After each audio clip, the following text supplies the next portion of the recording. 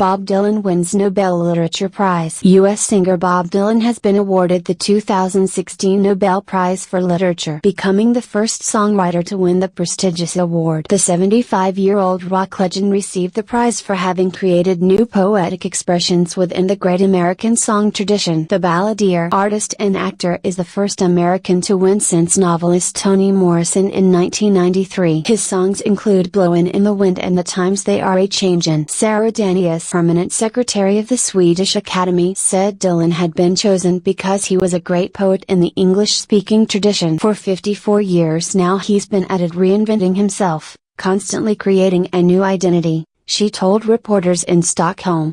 The singer is due to perform later at the Cosmopolitan Hotel in Las Vegas. Best words in best order. Dylan, who took his stage name from the poet Dylan Thomas, had long been tipped as a potential prize recipient.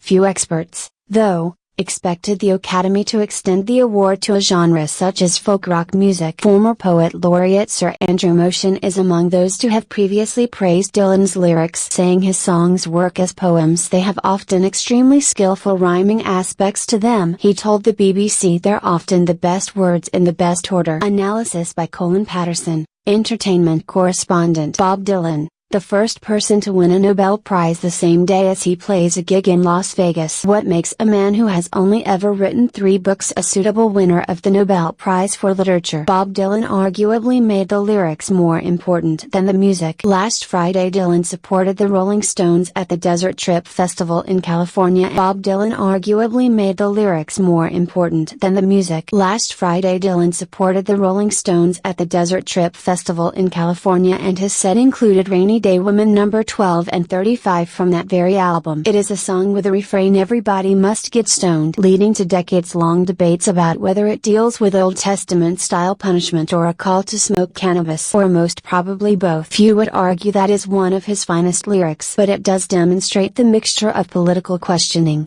religious exploration and interest in humanity which has been woven through his work for more than 50 years and has secured him this award. The result also demonstrates a real change for the prize. In 112 years, no songwriter has ever won before. The decision elevates song lyrics to being on a critical par with literature, poetry and playwriting. It's a big step away from the self-perpetuating intellectualism and elitism for which the award had been criticized. Dylan was born Robert Allen Zimmerman in 1941 and began his musical career in 1959 playing in coffee houses in Minnesota. Much of his best-known work dates from the 1960s, when he became an informal historian of America's troubles. Blowin' in the Wind and The Times They Are A-Changin' were among anthems of the anti-war and civil rights movements. His move away from traditional folk songwriting, paired with a controversial decision to go electric, proved equally influential. Dylan's many albums include Highway 61 Revisited in 1965, Blonde on Blonde in 1966 and Blood on the Tracks in 1975. Since the late 1980s he has toured persistently, an undertaking he has dubbed the Never-Ending Tour.